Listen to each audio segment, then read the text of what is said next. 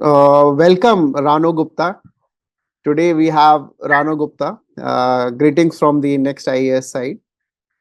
And Ranu has secured 536 rank in the Civil Services 2023 examinations. This was his third attempt. He is a BTech from the VIT Vellore. He is an IT engineer. He has been working since 2020, and he is an inspiration for those candidates who are working and also aspiring to become a civil servant. So welcome, Ranu, and tell us something about your journey in the civil services preparation. Thank you, sir. Thank you very much. So I passed out in 2020 as a BTech engineer, and then from 2020 onwards, I start working. Firstly, I work in a consulting company, and then currently I am working in a product-based company in Bangalore itself. So means I'm a continuously working candidate for all my three attempts. So in my first two attempts, I did not qualify prelims itself, and in the third attempt, I qualified prelims as well as got secured rank 536. My optional is anthropology for this attempt, because in my last attempt, means basically for the first two attempts where I did not qualify prelims, my optional was mathematics. Okay. So yeah, so I shifted from maths to anthropology because of some time constraint in my working journey, and this was my first attempt with anthropology, and I got success. Okay. So, Ranu, I would like to begin with this inspiration that you have for the students, that you could not qualify, as you mentioned, in the first two attempts. And it is a very big setback. Especially, it is said that the first two attempts are your best attempts. So, how did you manage to not only qualify prelims in your third attempt, but also to secure a rank? Yes, basically my first attempt was not very good. Means I did not prepare because I was in a consulting company, and the number of hours we have to give in consulting companies sometimes around 14 to 15 per day. It was very hectic in that. So when I changed my company to a product-based company, then somehow I was getting some time. So my second attempt I started more seriously. So in my second attempt I only missed prelims by 2 marks. So I think sir the first two attempts are very important. But sir, also the first two attempts help us to prepare for mains holistically. For example, in my first two attempts, I did not prepare my optional because I changed my optional in my third attempt. But if someone optional is constant in all of the attempts, then he or she can prepare his optional as well as other GS paper more holistically. If so, I think sir, we should not take it in a negative sense. We should think that for the next attempt, our mains is improving again and again. So that should be our approach. Means if we are going to give, then means the next attempt. So for example, I have also backup. Means I was working in IT, so this was a very great thing for me that there is some backup plan for me, and I'm giving attempt again and again. So for those who don't have backup, there may be an issue, but I think, sir, we can improve our rank again and again in the next attempt, or we can improve our scores in prelims as well as mains. So, sir, our approach should not be negative that we are not getting qualified. We should focus on improving it again and again, either in mains or in prelims, and especially in CSAT. Yeah, rightly said. I would also like to tell the candidates that this is a constructive examination, whatever is happening, because generally candidates say that they failed the prelims, but UPSC never use the word fail. UPSC says that you are not qualified. It means you have to prepare better. And you took the advantage. And I would like to tell the candidates that Ranu got 129 marks in GS paper 4 and 121 in GS paper 2, and that's a very good score. So you really utilized the time that was given you. Actually, you converted आपदा को अवसर में बदलना. Yes, sir. Right. So Ranu, you are a working candidate. So how did you balance your preparation along with your work? Basically, so my schedule is like that. In a day, I got around 10 to 11 hours of work. So the work started around 9 and it goes till 8. So mostly in the weekdays, the Monday to Friday, because we have a holiday on Saturday and Sunday. So in the weekdays, I try to 3 or 4 hours max to max because it was not possible more than that. And then in the weekends, I try to extend till 12, 13 hours. so that whatever like optional or test, whatever I have to write, I will write on the Saturday, Sunday maybe, and whatever I have to read and note it down, I was doing from Monday to Friday. So yes, basically the proper utilization of time is required because it was very tough uh, uh, to manage in all the 5 days because I generally woke up in the morning. So I started 7 to 9, 2 hours of slot, and in evening around 2 hours of slot. So that 3 to 4 hour basically in the weekdays, and then try to extend in the weekends as much as possible. Okay. So many candidates they ask us, is it feasible for them to prepare with this exam while working in any organization? So, what are your suggestions for those candidates who are confused whether to continue working or whether to give their attempt wholeheartedly? So there are two aspects of it. Firstly, sir, it was not possible for me to leave the work directly. Yes, in the initial attempt, I was also thinking that I should leave, but it was not possible because there was some dependency. So, and the secondly, sir, those who don't have any dependency or those who can leave the work, they can leave it. But I think, sir, the you of UPSC started with unpredictability. So it is not guaranteed that after leaving the work, also you are getting succeed, or after not leaving the work, you are getting succeed. Mhm. So the main approach should be how we are holistically preparing our optionals and how we are doing our means. Because at the end of the day, the mains marks is only going to, and the interview marks is going to count for the rank. So yes, it depends people to people, and those who can leave, they can leave, but those who can't, they also can't. So I think, sir, it is feasible. We can do it with our work. If an IT guy means those who are working 10 to 11 hours can do, then people who are working 7 to 8 hours or 6 to 7 hours they can also do. But there is one bottom line that the ones should not be very complacent with the backup plan that they have. Because Yes, as you mentioned, you had two slots before work and after work. That shows that the complacency should not be there while you are working and preparing. yes, sir. Because I think, sir, when we are working, sir, so we have more extra motivation to come out of that department basically. For example, especially for me, I was getting motivation that I can leave the IT work because IT from the initial stages of my day, from my consulting company, I did not like it so much. So I was thinking that I try so hard and hard so I can come out of this. So it depends on person to person. Sometimes it brings extra motivation to also, so that after coming from the work at 8 o'clock in the night, we can study 2 or 3 hours again. So yes, sir, the complacency should not be there. Our focus should be that how can proper utilization of time should be. Right. So, Ranu, you had been associated with the IGP program of Next IAS. So, Yes. tell us how it benefited you. Yeah. Firstly, for the IGP program, I started with the economic section. So in economic section, Vivas also teaches 3 lectures for the current affairs and all. So the lectures and especially the notes were very good. Means from that, I can able to recall many things in my actual interview. For example, there was one question on $5 trillion economy. So that was directly from the chairman at the first. The first question from the chairman itself was on the $5 trillion economy. And the very good part was that the chairman was repeating that by 2025 we are going to achieve. But the same thing told by Vivas said that it was not in 2025, it is in 2027. So I explained that it is not 2025, it is 2027. So he got more impressed. So that was the beauty of the economics part basically. Similarly, sir, in few banking and agriculture question was also asked by one of the members. So it was direct to that IGP part only. So, sir, IGP part helps me in that current affairs section, and especially for the hobbies one, because sir, we can generate our own question bank from the IGP on the Next IAS portal. So that helps me a lot.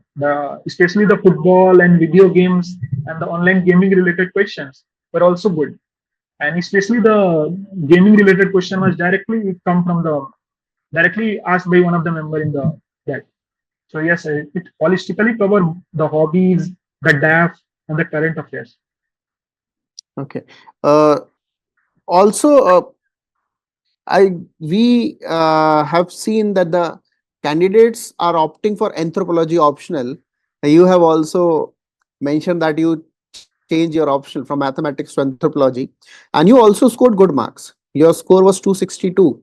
And it Yes, is for a candidate who just changed the optional, also have the limitation of time, and you have prepared all by yourself, yes, sir. right? So how, tell the candidates who are opting for anthropology optional what to do and what not to do. Sir, there are two options for an anthropology-based candidate. Firstly, he or she can attend a foundation course anywhere. I especially like Sudhir's approach about in the paper two. Means many of my paper two notes and basically the value addition in the tribal part come from his channel. So that can be one option. Or secondly, like I do, the self-study. We can do self-study and attend a test series anywhere, whosoever you like. So I think, sir, the material of the anthropology optional is very bulk, is very high in number in the market, and the support is also very high because there are many toppers and many teachers in the market also, and mentors also. So that helps me a lot in anthropology. And thirdly, sir, I think syllabus is not very short. We have to prepare holistically. There is a myth that syllabus is very short. I don't think so, because in the current scenario after 2022, if we see the paper, then there is change in the trend of the paper, where UPSC is not asking question directly. So that change in trend also analyze more and more that we should not rely in one or two books that we are relying before 2022. So that holistic reading and holistic support in terms of test series and mentorship is needed with the help of value addition. You are an engineer, and generally candidates feel that anthropology is related to biology, and doctors are more comfortable with this optional. Did you find any such limitation? In the initial first reading, basically, I was feeling that I'm not able to understand the biological part and the fossils part, basically, or basically the skulls and all, the diagrams that I was not comfortable in the initial part. But when I start reading more and more and seeing the biology videos online, that DNA and all basic things related, so I become more and more comfortable. And sir, in my paper one, where the biological anthropology is there, I always score more marks in my paper one than paper two. In the test also and in the actual exam also, I got more marks in the paper one where the biology part is. And the more important thing is that, sir, by biological anthropology, our science and tech portion also improved, Mhm. either in the prelims as well as in the mains. So that helps me a lot in clearing the prelims also. So, sir, as an engineer, I think, sir, after practicing again and again and seeing the videos or whatever, reading the book again and again, we can understand it. And it's not very tough. So this was my next question itself, that you changed it from mathematics to anthropology. So what is your personal experience that choosing a subject which is having something related to the general studies helps you qualify prelims and mains, or it is just totally a coincidence? So I don't think so. It's a coincidence. It really helps me a lot because if you see the anthropology, it helps in the social justice in DSP as well as the society part in the paper one. Because many of the tribal related concepts and many of the societal related concepts with thinkers and all, we can put directly in paper one and paper three, as well as in the essay also. And in many examples, I have put it in ethics also. And we can see that in ethics, I got 129 marks also. So that is very good approach. Uh, So anthropology helps me. Secondly, sir, in the prelims that I already mentioned, that how biology helps me, the biology part of the science and tech. So yes, I think the optional which contain GS parts, either the mains or the prelims, helps a lot to qualify the exams. So, Ranu, you are from Bihar, and generally, being a civil servant is the most popular aim of the students in the northern part of India, particularly, we must say. So, when did you start thinking to become a civil servant? Till college, I did not think on that. I did not thought on that. Basically, sir, after 2021, means when I was giving my first attempt in my consulting company, so I start thinking that basically it did not come from my parents or anyone. My parents was not forcing me to do or no. It was my own choice. So I started from 2021 onwards, the preparation, the main preparation. So I started with the maths optional, and then I done it. But after that, I shifted. So I think, so basically the main time period is 2021 to this. Okay. So, what is the role of family and friends in your preparation? Sir, I think, sir, the role of family and friends are very much important because sometimes we feel low. For example, after my second prelim, basically, when I done my prelim paper and start doing the marks calculation, so I also purchased mathematics test series for the Mhm. mains. So I was thinking that I will qualify, that but I did not qualify by 2 marks itself. So after that, the role of family and friends become more and more important, so that we can talk to them and we can consult with them that what should we do. And here also the role of mentors also comes into the picture. Those who are mentors, so that what should be our approach for the next attempt. So by their help and only I start thinking to change my optional. Then after August and September, I change my optional to anthropology. Right. So, how your life has changed since the day result has come? How what changes you have noticed in your life? So there are many changes. The first change is that now I can leave the IT sector. That was the first. That Right. was the first relief for me. And secondly, sir, the parents were very happy because the first time the parents were happy when I got placed in 2020 in a good consulting company. But that was a very little happiness. But this time the happiness reached peak. So I think, Right. sir, these were the two things that I can see.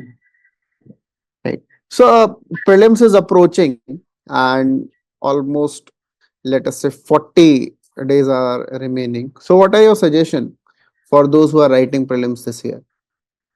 My approach is very unique. Means, what I think personally that we should focus more and more on static. If suppose if I'm going to attend the films, then my approach will be that our focus is in static because we don't know from where the current affairs is. UPSC start asking question from which current affair or which part. That is not in our hand, but the static is in our hand. Suppose if I am going to read whole static syllabus of polity, then out of 10, 6 or 7 question is approachable. But instead of doing static, if I am going to read any other material for current, then only 2 or 3 questions we can do. So do static as much as possible and try to cover current affair with the help of test series. That was my approach, sir. I did not read newspaper because of time constant. I did not read monthly magazine. Yes, many people. I did. Newspaper is very good. I read newspaper for my interview, but due to time constant only, I can't able to read only. I also did not follow any monthly magazine.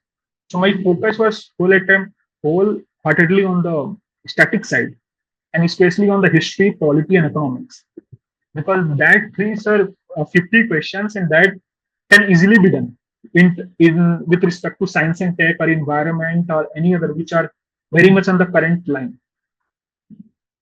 So, sir, I think static should be our number one priority. Second will be more and more test series because the pattern of the question is changing again and again. So that pattern we can only tackle by solving more questions. And thirdly, most importantly, I also told sir, CSAT should not be neglected. Mhm. Yeah, 50-50 times should be given, 50 to the GS also and 50 to the CSAT also. So, what all resources did you follow for your preparation? So for prelims or mains? First prelims and then mains. Because Okay, sir. I'm asking this question from for those students who are preparing on their own because of the time constraint or because of any other reason who cannot join the classes. So, for the self study candidates. Okay, sir. So basically, sir, whatever the basic subjects I have, like polity, history, environment, science, and tech. So for polity and history, so basically, I did not read any NCRT also. So my focus was that to get the short notes of that. And any topper short notes, I brought that topper short notes. I put it as my base material. And after solving questions again and again, and by seeing their solutions, I put that solution in my notes itself. So it become holistic notes. For example, if I'm solving a question in the polity, any sectional test of polity which contain parliament questions, and if I mark it wrong, then I see the solutions and put that solution in my notes itself, in that Right. topper notes itself. So that notes become holistic because I am solving 50, 60, 70 tests of prelims. So Right. that notes become holistic. So whenever I'm going to attempt the prelims, I read that only. So it's a very vague that in modern history I never read that is spectrum book. So I only rely on short notes and then value addition through the test series, either of next IAS test series or any other test series for the prelims basically. Same goes to for the environment and science and tech. For environment, I follow Sankaray's book, and then I make my notes out of it and then put value additions from the test series. So these were my approach for the prelims. And for the mapping related and others, I follow some coaching notes also. Coming on my mains perspective, especially for GS4. So for the case studies related thing, I note down some format, analyze the previous year question. That 7 to 8 kind of formats were basically they asked, like whistleblowing related thing, corruption related thing, or anything like social media. So I made 8 to 9 formats of case study. And if any questions comes out of that, I will put this kind of word, this kind of quotes, this kind of cases in that case study. So this was means direct fit approach. Means if the question comes, then I will put that thing. If that question comes, then I will put that thing. So this was my approach in the GS4. And same for the theoretical part. That for example, if any question comes on the emotional intelligence, then these 5 to 6 keywords I will put in that question. This example I will put in that emotional intelligence part. Similar to all the chapters, I made some short notes of examples. That these examples and keywords, because in ethics our approach is the keywords basis. So this keyword should be fit here. This keyword should be fit here. So this fit all approach I put in the ethics. Similarly in GS2, sir, whatever the case laws are there. Suppose if any women related questions came, for example, that was in this GS2 paper this time, sir, there was a question on women only. That what are the case laws for the women, if I remember it correctly. So 8 to 10 case studies and the case laws I directly put that there. Similar, what are the judgments and what are the few flowcharts in the GS3 I have made, like 7 to 8. I directly put that flowcharts in the question. So my approach was that, sir, take basic things and think on a holistic purpose. That, for example, if any data I have on women, then that can be put in GS1, GS2, GS3 in my optional also. So this was my approach of the value addition. And for the especially for the main, sir, topic-wise notes I made with my hand only by following the topper's notes or any other coaching material notes, especially the topper notes. That I put their notes, and with the help of various test series from the Next IAS or any other coaching, I put their, for example, if you have a question on RPA, then I do not make notes from my hand on the RPA. I take any RPA question from the mains question bank from any of the coaching, and I make it as a note, and then I do value addition. So by that time I was able to make time, means I was able to save time more and more, because I don't have to write everything on my own. Then again I will do revision, and then I will do value addition with the help of tests and then PhDs. That was the approach. Right. My another question is with respect to the role of answer writing. Yes. So, did you write regular tests, or did you used to practice answer writing at home first, and then you move towards writing the tests? So basically, sir, I started the answer writing from my second attempt. So first my approach was writing QIQs. So what I done that I download the topper's copies from various websites. Then whatever the topper has written for that particular question, I will also write the same thing. And then I will compare with my answer and with her answer, with his her answer. So in the initial days, I was doing that for all the GS and as well as the optional. Then, sir, in my this attempt basically, so I purchased a test series for in between mains to mains, prelims and mains. So for the few days, few 30-40 days, I only write QIQs. Till August, I was writing QIQs, daily 5 QIQs, 5 QIQs, regularly. Until August, I completed my whole syllabus, and I write 300-400 QIQs of last 10 years sometime. And then I start giving tests of optional as well as the GS paper. So this was the approach. I personally believe that our focus for the test series mostly comes into the picture in between prelims to mains. Means I did not believe on the long year test series, or because sometimes because if I remember it correctly, there are many long test series that the students are not going to attempt it only. There are very low attendance in that. So I think, sir, motivation for writing test series only comes in between prelims to mains. Mhm. So that I use it holistically. Right. The main thing is improving the quality of answer writing by self-evaluation, by writing the PYQ, and PYQ is the best way of improving your answer writing, right? Yes. Right. Ranu, it had been a wonderful session with you. Again, congratulations for your rank, and we hope soon you get your desired services, right? Yes, sir. Thank you, sir. And I wish you all the best, and thank you very much for joining with us. Yeah, thank you, sir. Thank you.